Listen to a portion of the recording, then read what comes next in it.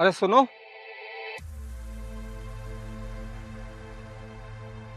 माफ करना साहब, वो बच्चे को भूख लगी थी बहुत तेज। अरे नहीं, तुम क्यों माफी मांग रही हो? गलती तो मेरी है जो मैं ऐसे ही अचानक चला आया। नहीं साहब, इसमें आपकी क्या गलती है? आप जानबूझ के थोड़े नहीं यहाँ पे आए थे। और आपको क्या पता कि मैं अपने बच्चे को। खैर जाने दीजिए, मुझे आपसे नजरें मिलाने में भी शर्म आ रही है। अरे नहीं, शर्म की क्या बात है इसमें? साहब, सड़क पे इस तरह खुलेआम अपने बच्चों को दूध पिलाना कोई अच्छी बात थोड़ी है। अरे तुम इस तरह क्यों बोल रही हो? ये तुम्हारा बच्चा है, तुम इसकी माँ हो। दुनिया की हर माँ अपने बच्चे को दूध पिलाती है, तो इसमें शर्म की बात कैसी?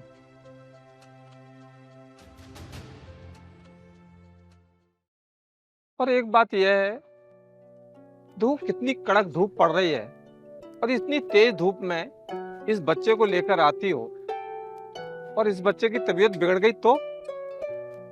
चिंता तो मुझे भी होती है साहब, पर क्या करूं, इसे यहाँ साथ लाना मेरी मजबूरी है। अरे भाई, तुम इसे घर पे भी तो छोड़ सकती हो। वहां तुम्हारे पति हैं, तुम्हारी सास ससुर हैं, घर वाले हैं, सब इसकी देखभाल करेंगे। साहब, 2 महीने पहले सड़क दुर्घटना में उनकी मौत हो गई। घर में कमाने वाला उनके सिवाय कोई भी नहीं है, अब सिर्फ मैं ही हूँ। और मैं खुद इतनी पढ़ी लिखी नहीं हूँ कि कहीं नौकरी जाकर कर सकूं।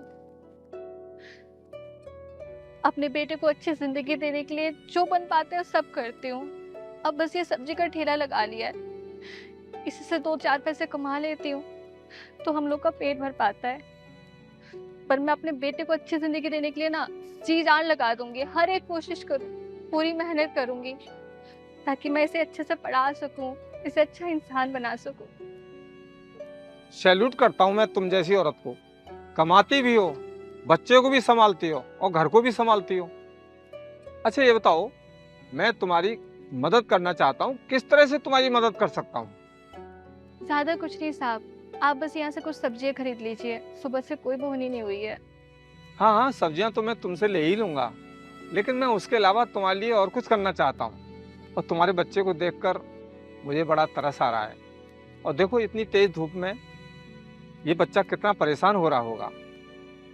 अब तो साहब बस कुछ ही महीनों की बात है, ये थोड़ा बड़ा हो जाए उसके बाद कोई ज्यादा परेशानी नहीं होगी।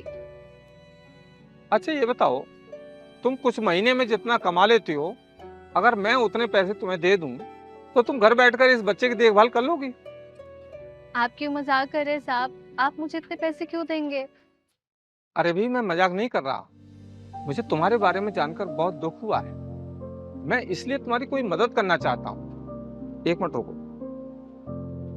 ये लो, ये पैसे रखो। नहीं साहब, मैं ऐसे किसी अनजान आदमी से कैसे पैसे ले सकती हूँ? अरे नहीं, मदद नहीं तो उधार समझ कर ले लो।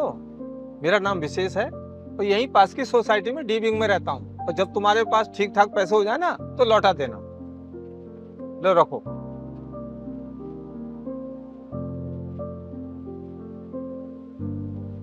आपका बहुत बहुत धन्यवाद साहब।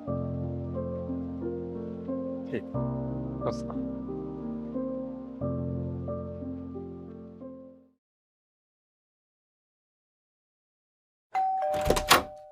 हाँ जी, आपको किससे मिलना है? आप विशेष जी से मिलना है, आप उन्हें बुला देंगे? विशेष जी? इस नाम का तो कोई यहाँ नहीं रहता। पता तो यही बताया था। आप नए आए हैं क्या यहाँ पे? अरे नहीं नहीं बहन जी, नए थोड़ी ना आए।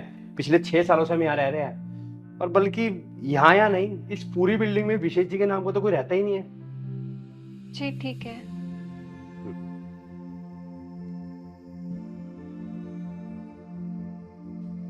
कौन थे वो? कहाँ से आए थे?